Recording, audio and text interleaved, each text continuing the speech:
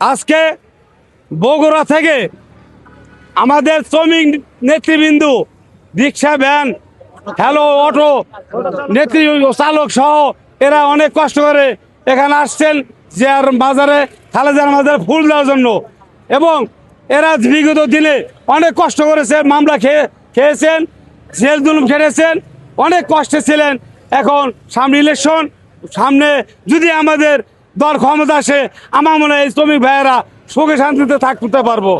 পরিশেষে বিগত দিনে উবায়দুল কাদের বলছিলেন খেলা হবে। আমার নাম আব্দুল কাদের, আমি মানিকগঞ্জ জেলা শ্রমিক দলের সভাপতি। বগুড়াবাসীর পক্ষ থেকে বলতে চাই, উবায়দুল কাদের সাহেব, আপনি আর কোথায় আছেন?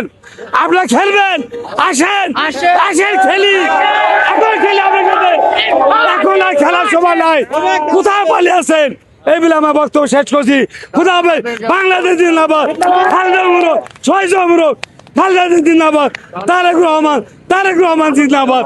ধন্যবাদ সবাইকে।